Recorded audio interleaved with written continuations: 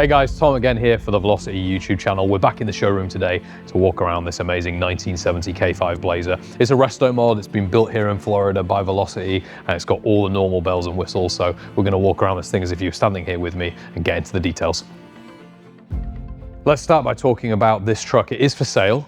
So this is one of those ones where we do have it in the showroom here and it's ready to go. This is one of the first ones we've had in this colorway, Eruption Green and the Frost White, that is available for immediate sale. And guess what? This one's got the hardtop, which we're going to talk about. So it's the first time we've ever built a hardtop K5 for the showroom. Let's talk about this color, Eruption Green, because really that's my favorite part of this truck. It's such a gorgeous color. You have to see this color in person. It's really, really like a kind of mossy, earthy, oaky green, yellow undertones, very deep metallic fleck. And anybody that comes through the shop here, because we've done, like I said, a number of these, we've done some K10s, we've done different trucks in this color. Everybody loves this green. It's one of my favorite greens just because of its depth. It's really, really pretty. So that's the top color.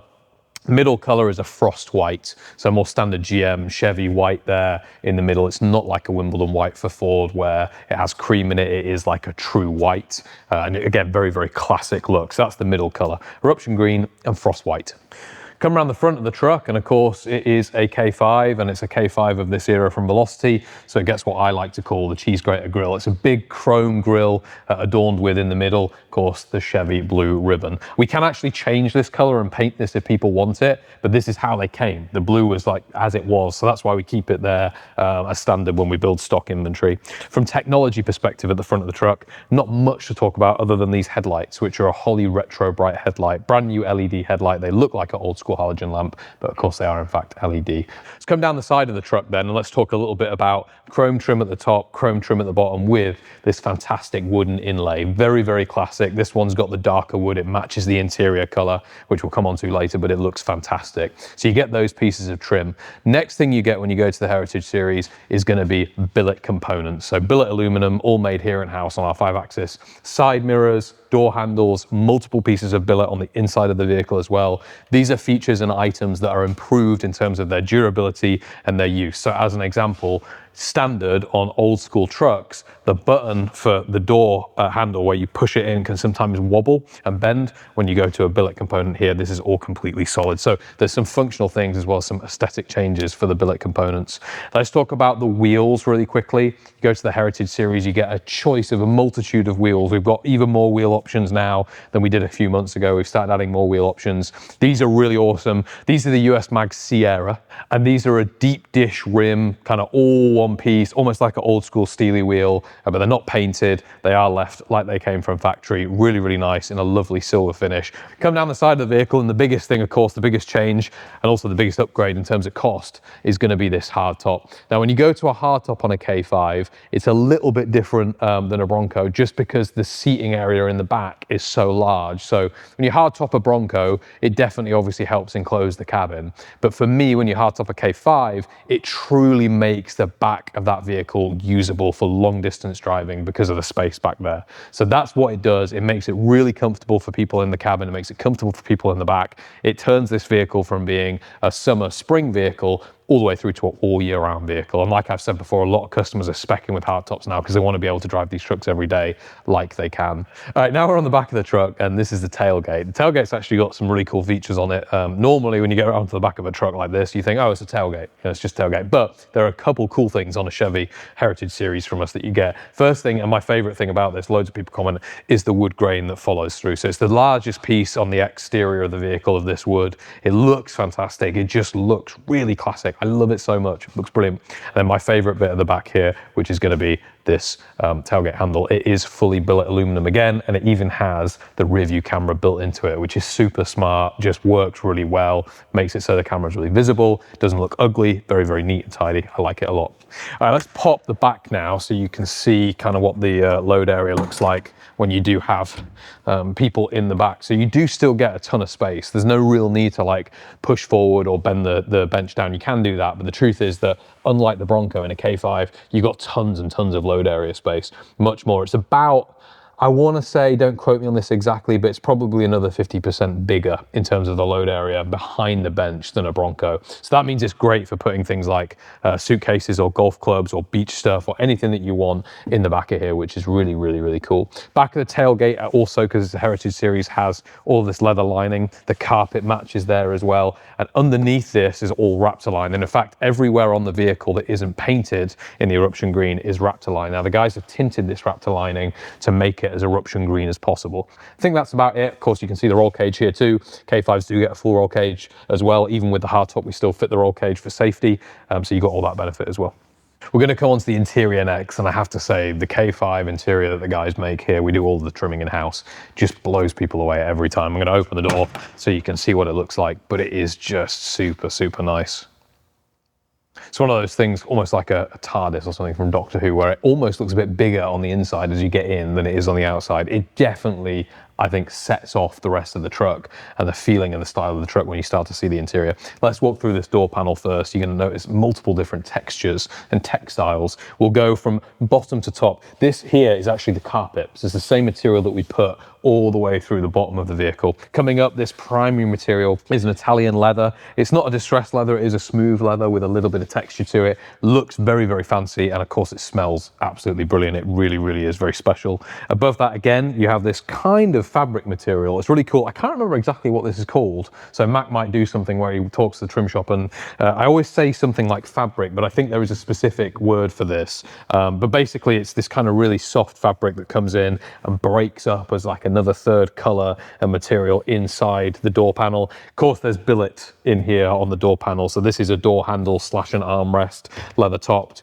You have the door release also here too. That's fully in billet. Really, really nice all around. Final thing to note is the speaker pod here. Getting in is really easy because of course I've got this full powered side step, so I can jump up and in, and this actuates on the door. So there's a little pin when you shut the door, and it comes up, you open the door, it goes down for you. Just makes it really easy to get in and out. Like I said, it is a big truck, so that's really useful. In front of me is a Sparc Industries billet steering wheel, one of my favorite pieces of billet that we opt on for on this entire truck. It looks fantastic. It's leather wrapped matching, feels great to hold, just a really nice piece of kit. Behind that, an I Did It tilt steering column. Again, premium product. We use these guys' products in all of our vehicles, and it actually has been painted in that Eruption Green as well. Normally it would be left black. When you go to the Heritage Series, it gets painted. It's a little detail, but it makes a big difference, and it takes extra time, but I think it's worth it. Behind that, then you've got the main instrument cluster. So it's a Dakota Digital Dash, brand new electronic instrument cluster, but it looks old school. 2 screens that can basically give you extra information. If I put the key here in, turn the ignition on, we'll see the Velocity logo flash up. The backlit green, which is really cool, and even the text there, the font's green. The guys try and match up the font or the color to the color of the truck. But if you didn't want that, if it wasn't visible to you for some reason or something like that, you could always go back and change that. Final thing on this side of the truck that you can see from your angle here is this light switch. Never fails to be the most satisfying thing to do. You can pull that, push that. Now, like I said earlier, they are automatic, so you don't need to actually touch that if you don't want to. But as you're driving, or if you want to turn them on in the day or whatever, you can just pull those and it comes on. Very, very satisfying thing to do. Everything's touchscreen nowadays, and it's so binary. It's brilliant.